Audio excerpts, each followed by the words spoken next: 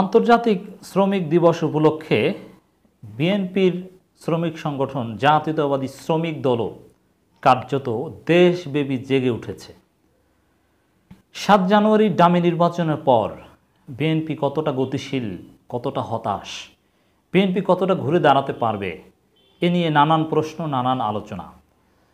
সেই আলোচনার মধ্যে হতাশা এবং এনকারেজমেন্ট, ঘুরে দাঁড়ানো, এর মধ্যেই শ্রমিক দলের নেতাকর্মীরা দেশব্যাপী জেগে উঠল এবং এর মাধ্যমে প্রমাণিত হলো যে বিএনপি নেতাকর্মীরা হতাশ হলেও তারা ঘুরে দাঁড়াতে জানে এবং যারা বিএনপি করতো তারা বিএনপি করছে এবং এই বিএনপির নেতৃত্বেই দেশে গণতন্ত্র পুনরুদ্ধার হবে টুডে আর টুমরো।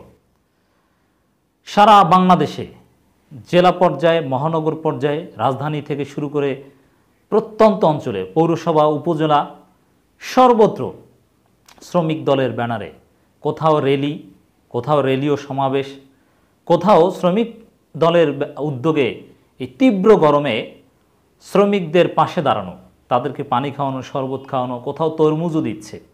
নানান কর্মসূচির মধ্য দিয়ে বিএনপি আন্তর্জাতিক শ্রমিক দিবস পালন করল এবং রাজধানী ঢাকায় শ্রমিক সমাবেশ ও র্যালি অনুষ্ঠিত হয়েছে। মূলত এই তীব্র গরমের মধ্যে দুপুরের আগ থেকেই বিপুল সংখ্যক নেতাকর্মী ধাপে ধাপে ধাপে ধাপে তাদের র্যালি স্থলে, সমাবেশ স্থলে উপস্থিত হচ্ছিল। অনেক দিন পর বিএনপির সিনিয়র নেতারা বিএনপির হাজারো নেতাকর্মীদের সামনে নিয়ে বক্তব্য দিয়েছে, সরকারের সমালোচনা করেছে, প্রধানমন্ত্রীর বক্তব্যের জবাব দিয়েছে। বরিশালে, রাজশাহীতে, চট্টগ্রামে, সিলেটে, খুলনায়, জামালপুর, পঞ্চগড়, মানে এমন কোনো জেলা মহানগর নেই যেখানে বিএনপির শ্রমিক সংগঠন, শ্রমিক দল তারা রাজপথে নামেনি এবং বিপুল সংখ্যক নেতাকর্মী নিয়ে র্যালি করে তারা দেখিয়ে দিয়েছে যে তারা আছে এবং থাকবে। মানে সরকার যেভাবে প্রচার করেছে বা যেরকম হতাশার কথা, অন্য অনেক দল, বিএনপি না হয়ে অন্য কোনো দল হলে, জামাত, বিএনপি, জামাতের কথা ভিন্ন, মানে প্রচলিত ধারার কোনো দল, যে দলকে সরকার নিঃশেষ করতে পারে, যেমন একসময় দুর্দান্ত প্রতাপশালী দল মুসলিম লীগ কালের বিবর্তনে হারিয়ে গিয়েছে। তো বিএনপি যদি এই মুসলিম লীগের মতো হারিয়ে যাওয়ার মতো দল হতো, তাহলে ৭ জানুয়ারি নির্বাচনের পর যে অবস্থা হয়েছে তাতে শ্রমিক দলের সমাবেশে এত লোকও হতো না, আর সারা দেশে এত বড় বড় র্যালিও করতে পারতো না।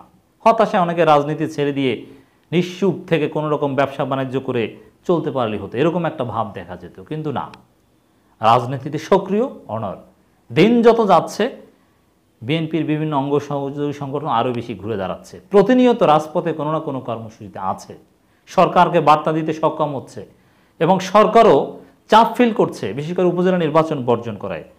মাননীয় প্রধানমন্ত্রী বক্তব্যে কঠিন জবাব দিয়েছেন মির্জা ফখরুল ইসলাম আলমগীর। বিএনপির সিনিয়র নেতারা অনেক দিন পর মন খুলে রাজপথে দীর্ঘ বক্তব্য দিতে সক্ষম হয়েছেন।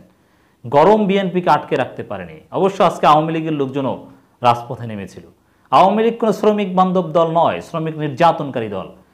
যে দল মানুষের ভোটাধিকার হরণ করে, সাধারণ মানুষ বা ভিন্ন মতকে দমন করে, সেই দল শ্রমিক বান্ধব হবে কি করে? শ্রমিকদের জন্য আতঙ্কের নাম আওয়ামী লীগ, যুবলীগ। যুবলীগ গার্মেন্টস শ্রমিকদের উপর প্রকাশ্যে গুলি করেছে, আমরা দেখেছি এই মজুরি বৃদ্ধির আন্দোলনের সময়। আরও নানানভাবে শ্রমিকদেরকে পিটিয়েছে, শ্রমিকদেরকে হত্যার সাথে জড়িত এই আওয়ামী লীগ। ফরিদপুরের যে ঘটনা, খোঁজ নেন, কোনো না কোনোভাবে আওয়ামী লীগ জড়িত। ডান বাম নয়, সবপন্থী সরকারের হাত থেকে মুক্তি চায়, সবপন্থীরা সরকার হাত থেকে মুক্তি চায়। মির্জা ফখরুল ইসলাম আলমগীর প্রধানমন্ত্রীর বক্তব্যের দাঁত ভাঙা জবাব দিয়েছেন। শুধু ডান আর বাম নয়, সবপন্থীরা মানুষ, সবপন্থীর মানুষ সরকার হাত থেকে মুক্তি চায় বলে দাবি করেছেন বিএনপি মহাসচিব মির্জা ফখরুল ইসলাম আলমগীর। মহান মে দিবস উপলক্ষে বুধবার ১ মে বিকেলে রাজধানী নয়াপল্টন দলের কেন্দ্রীয় কার্যালয়ের সামনে শ্রমিক সমাবেশে তিনি দাবি করেন, কোরআন তেলাওয়াতের মাধ্যমে বিএনপির শ্রমিক সমাবেশ শুরু হয়েছে। বিএনপি কোরআন তেলাওয়াতের মাধ্যমে শুরু করে। বিএনপি পহেলা বৈশাখ করে, সেই পহেলা বৈশাখও কোরআন তেলাওয়াতের মাধ্যমে শুরু হয়। বিএনপি জাতীয়তাবাদ এবং ইসলামী মূল্যবোধে বিশ্বাস করে এবং এই মে দিবসেও বিএনপির বিভিন্ন নেতারা বিভিন্ন জায়গা থেকে ভারতের আধিপত্যবাদের বিরুদ্ধে তারা যে সোচ্চার সেটাও জানিয়ে দিয়েছে। আজ গোটা দেশটা দানবের কবলে পড়ে তছনছ হয়ে গেছে বলে মন্তব্য করেছেন মির্জা ফখরুল।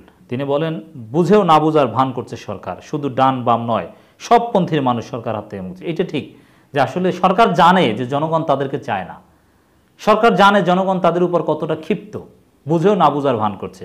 আর সরকার জানে বলেই তো তারা নিরপেক্ষ সরকার অধীনে সুষ্ঠু নির্বাচন দিতে ভয় পায়। সরকার যদি না জানতো, তারা যদি মোটামুটি একটা ভুলের মধ্যেও থাকতো যে না জনগণ মনে হয় তাদেরকে পছন্দ করে, আসলে করে না, তারপরও একটা নির্বাচন হয়তো বা একটু ভালো দিত, বিএনপি অংশগ্রহণ করার সুযোগ দিত। কিন্তু সরকার নিশ্চিত যে তাদেরকে কেউ পছন্দ করে না, এ কারণে সুষ্ঠু ভোট দিবে, ভোটাধিকার ফিরিয়ে দিবে, বা এই তাদের অধীনেই বিএনপি নির্বাচনে আসুক সেই রিস্কও নিতে চাচ্ছে না। এই জন্য বিএনপিকে নির্বাচনে আসতেই দেয়নি। বিএনপি মহাসচিব আরও বলেন, সরকারের অপরাধ দেশের গণতন্ত্র ধ্বংস করেছে, দেশটাকে তামাশায় পরিণত করেছে, তারা গণতন্ত্রের লেবাস পরে। শুধু বিএনপি নয়, সব গণতান্ত্রিক মানুষ আবারও জেগে উঠেছে। বিশেষ করে আজকের শ্রমিক দলের জেগে ওঠাটা আমাদের কাছে চমৎকার লেগেছে। তারা আন্দোলনের বিপ্লব করবে এবং গণতন্ত্র প্রতিষ্ঠা করবে বলে আশাবাদ ব্যক্ত করেন মির্জা ফখরুল। হতাশ হওয়া যাবে না, এই আশা রাখতে হবে। অনেকেই জানেন যে মির্জা ফখরুল বা আমাদের এই কথা হতাশ হন, কিন্তু না, হতাশ হওয়া যাবে না। এদিকে বিএনপি স্থায়ী কমিটির সদস্য আব্দুল মঈন খান বলেন, একদলীয় স্বৈরাচারী সরকার বুলেটের জোরে ক্ষমতায় এসেছে, ভোটের জোরে নয়। এ কারণে ভোটের অধিকার নির্বাসনে পাঠিয়েছে, রাজপথে আন্দোলনের মাধ্যমে তাদের বিজয় হবে বলেও দাবি করেন বিএনপির এই জ্যেষ্ঠ নেতা।